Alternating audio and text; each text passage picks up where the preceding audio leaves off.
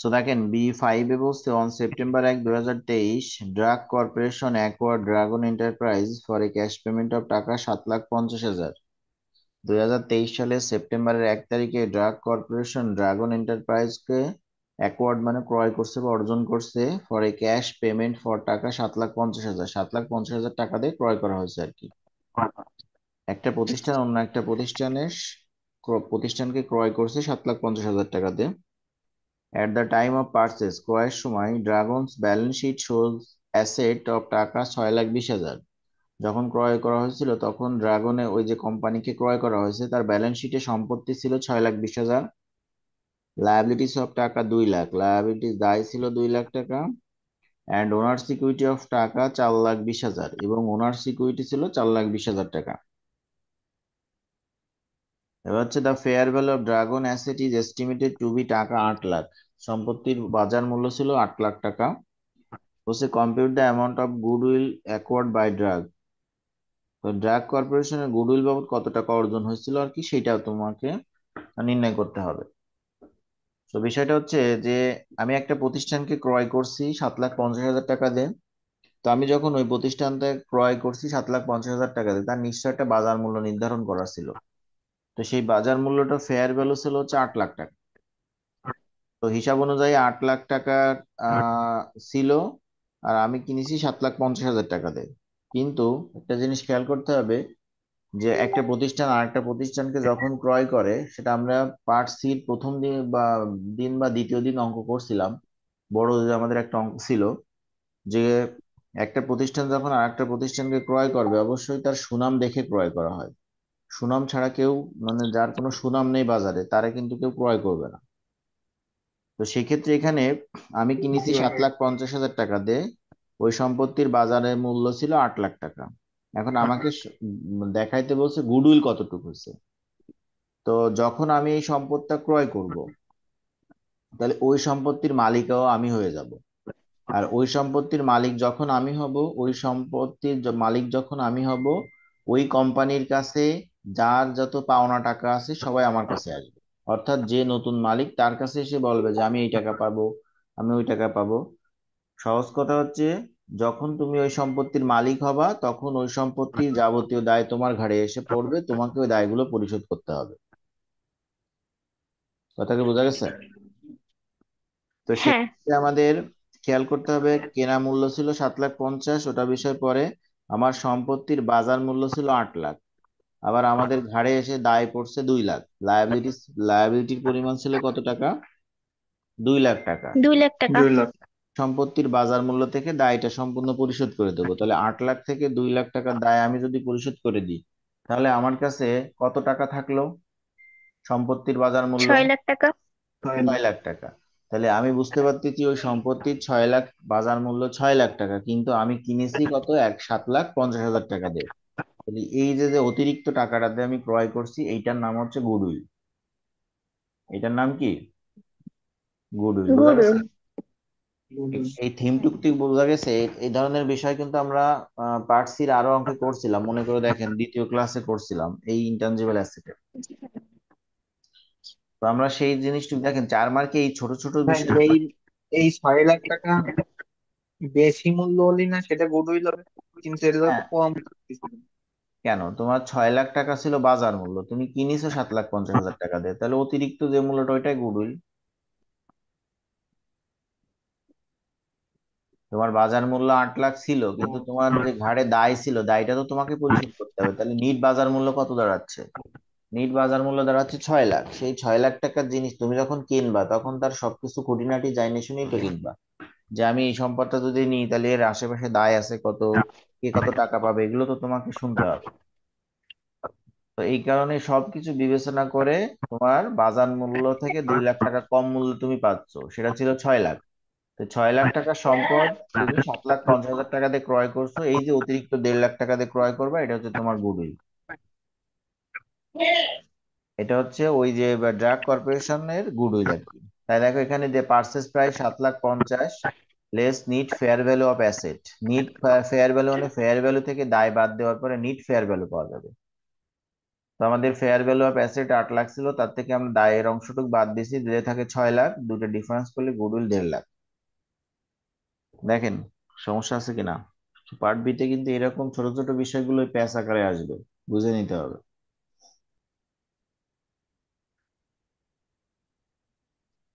এটা হচ্ছে তাহলে পরের হ্যাঁ ভাই, অঙ্কটা।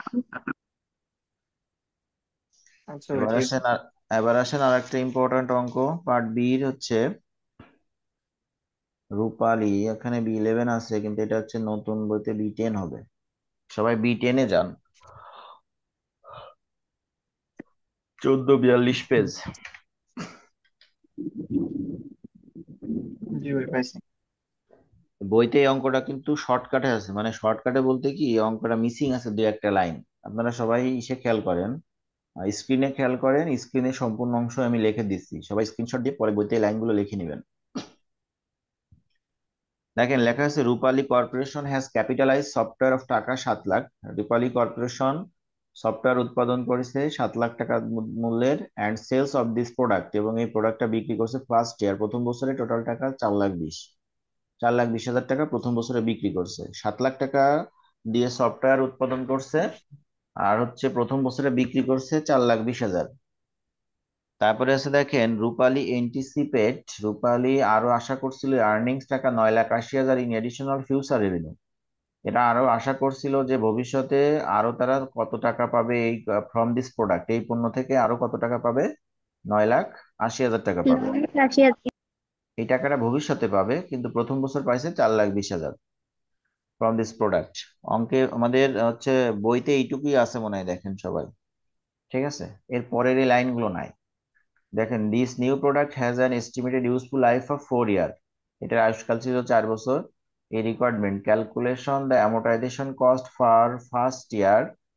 প্রথম বছরের জন্য জাবেদা দেখা, সরি, অ্যামোর্টাইজেশনের ব্যয়টা দেখান, এবং শো দা জার্নাল এন্ট্রিজ, এবং জাবেদা দেখান। তো এইটাকেও আমি এখানে এক্সট্রা বলে দিছি যে আমাদের রিকোয়ারমেন্টে চাইছে মূলত calculation the amortisation cost for first year, এইটুক চাইছে, জাবেদাটা চাইনি। জাবেদাটা অন্য একটা জায়গায় চাইছিল, তো আমি একবারেই দুইটা রেখে এক জায়গায় করে দিছি। তো যাই হোক, আমার প্রথম হচ্ছে অ্যামোর্টাইজেশন লাগবে, প্রথম বছরের জন্য অবলোকন কত হয় এইটুক লাগবে। এখন একটা বিষয় খেয়াল করেন যে আমি এই সম্পত্তি থেকে অলরেডি প্রথম বছরে আয় পাইছি 4,20,000, আর এখনো বলা হয়েছে ভবিষ্যতে আরো আয় পাবো কত, 9,80,000, তাই না? তো এইখানে থেকে কি হ্যাঁ ভবিষ্যতে আয় পাবো এমন একটা কথা আছে না, এখানে ভবিষ্যতে পাবো, পাইছি এখন, আবার ভবিষ্যতে পাবো। তো এই ভবিষ্যতে পাওয়ার যে বিষয়টা লেখা আছে, যে আমাদের শেষের নিয়মটা একেবারে, দেখেন এই যে যে কথাগুলো লেখা আছে, এই যে ফিউচার রেভিনিউ গিভেন, যদি ভবিষ্যৎ আয় দেওয়া থাকে, then amortisation will be calculated in 2 method. তখন অ্যামোর্টাইজেশনটা ক্যালকুলেশন করতে হবে কয়টা মেথডে, দুইটা মেথডে। একটা হচ্ছে স্ট্রেট লাইন মেথড, আর একটা হচ্ছে পার্সেন্টেজ অফ রিডিয়াম অ্যাপ্রোচ। এই পার্সেন্টেজ অফ রিডিয়াম অ্যাপ্রোচটা আপনারা আগে শিখেছেন, আমরা শিখাইছিলাম এক জায়গায়, সেটা আপনাদের হয়তো মনে নেই, কন্টিনজেন্সি চ্যাপ্টার করাইছিলাম যখন, তখন। যাই হোক, সমস্যা নেই, এখন আবার মনে পড়বে। তো আমার যে আলোচনা সেটা হচ্ছে, যদি ভবিষ্যতে আয় দেওয়া থাকে সেই সম্পদের ক্ষেত্রে যদি অবলোপন নির্ণয় করতে বলে, তাহলে সেই অবলোপনটা দুইটা পদ্ধতিতে নির্ণয় করতে হবে। একটা হচ্ছে স্ট্রেট লাইন মেথড, আর একটা হচ্ছে পার্সেন্টেজ অফ রিডিয়াম অ্যাপ্রোচ। এই থিমটুকু কি ক্লিয়ার? হ্যাঁ ভাই, ক্লিয়ার। তারপর পার্সেন্টেজ অফ রিডিয়াম অ্যাপ্রোচে আমরা অ্যামোর্টাইজেশন নির্ণয় করব।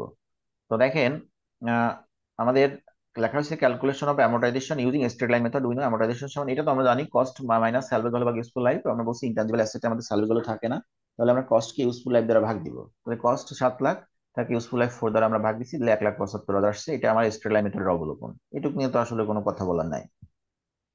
এবার যেখানে কথা বলার সেইটুকু একটু খেয়াল করেন, রিডিয়াম অ্যাপ্রোচে আমাদেরকে বের করতে হবে পার্সেন্টেজ অফ রিডিয়াম অ্যাপ্রোচ। এই পার্সেন্টেজ অফ রিডিয়াম অ্যাপ্রোচ বলতে বোঝাবে যে বিষয়টা হচ্ছে যে আপনি দেখেন, প্রথম বছরে আয় পাইছেন 4,20,000, ভবিষ্যতে আরো আয় পাবেন 9,80,000। তাহলে আপনার মোট আয় পাওয়ার কথা কত, আর আপনি কত পাইছেন, সেই হিসেবে আপনার অবলোপনটুকু কত হবে। তো দেখেন আপনি একটু খেয়াল করেন, আপনি প্রথম বছরে আয় পাইছেন 4,20,000, আবার ভবিষ্যতে পাবেন 9,80,000। তাহলে এই পণ্য থেকে মোট পাওয়ার কথা কত, একটু লেখা আছে উপরে, একটু দেখেন, 4,20,000 প্লাস 9,80,000, মোট পাওয়ার কথা 14 লাখ। মোট কত পাওয়ার কথা, 14 লাখ। 14 লাখ। আর আমার যেহেতু প্রথম বছরে অবলোকন বের করতে বলছে, তাহলে প্রথম বছরে আমি পাইছি কত? 4,20,000। 4,20,000। তাহলে এই থিমটুকু এরকম যে 14,20,000 থেকে পাইছি কত? চার চার লাখ লাখ বিশ বিশ হাজার 4,20,000। তাহলে একের জন্য কত, আর আমার 7 লাখ টাকা ছিল হচ্ছে মোট কস্ট। তাহলে এই 7 লাখ হিসেবে টাকার জন্য আমরা আনুপাতিক হারে কতটুকু অবলোকন পাবো? থিমটা হচ্ছে এরকম যে আমি 14 লাখ থেকে পাইছি 4,20,000, তাহলে 1 টাকার জন্য কত, আর আমার মোট উৎপাদন ছিল 7 লাখ, তাহলে 7 লাখের জন্য আমি কতটুকু অবলোকন দেখাবো? দেখেন এই থিমটা হচ্ছে এরকম, তাই দেখেন calculation of amortisation using percentage of রিডিয়াম অ্যাপ্রোচ। অ্যামোর্টাইজেশন সমান, যেটা বুঝালাম, যে মোট পাওয়ার কথা 14 লাখ, তাহলে 14 লাখ আপনারা একটু খাতায় লিখতে পারেন এরকম যে 14 লাখ থেকে পাইছি কত, 4,20,000। তাহলে 1 লাখ 1 টাকা আমরা যখন অঙ্ক করি, ওই যে এটা কি করা হয়, অনুপাতের যা বিভিন্ন যে অঙ্ক করি না আমরা ঐকিক নিয়ম। ঐকিক নিয়মে, হ্যাঁ, সেই হিসেবে দেখেন যে 14 লাখ টাকা থেকে পাইছি 4,20,000, তাহলে 1 টাকার জন্য কত হবে, আর 7 লাখ টাকার জন্য কত হবে? ঠিক আছে। তো সেইটুক দেখেন এখানে এই যে আমি দেখাই দিচ্ছি যে 4,20,000 ভাগ 14 লাখ গুণ 7 লাখ।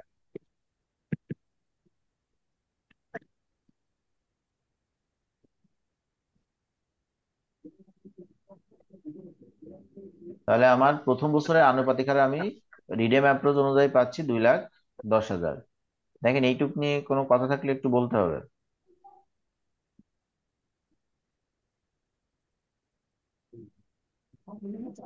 আমরা যখন কন্টিনজেন্সি করছিলাম, কন্টিনজেন্সিতেও দেখবেন ওয়ারেন্টির এরকম একটা বিষয় আমরা করছিলাম, যে ভবিষ্যতে আয় পাতে হবে, পাবে এত টাকা, বর্তমানে ব্যয় হয়েছে এত, এরকম ছিল। যাই হোক, ও চ্যাপ্টার আবার আমরা যখন রিভিশনে আসবো তখন বলবো। এখন আপাতত এইটুক থিমটা কি ক্লিয়ার? পার্সেন্টেজ অফ রিডিয়াম অ্যাপ্রোচের থিমটা হচ্ছে যে আমি প্রথম বছরে কয় টাকা পাইছি, টোটাল কত পাবো, কত থেকে কত পাইছি, আর মোট মোট ব্যয় হয়েছে কত। এইটুক হচ্ছে আমার রিডিয়াম অ্যাপ্রোচের থিম।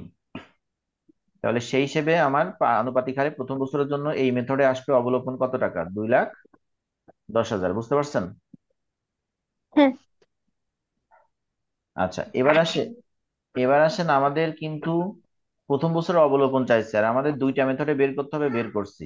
তো এটা নিয়ম অনুযায়ী দুইটা মেথডে বের করতে হবে, কিন্তু অবলোকন কাউন্ট হবে যে কোনো একটা।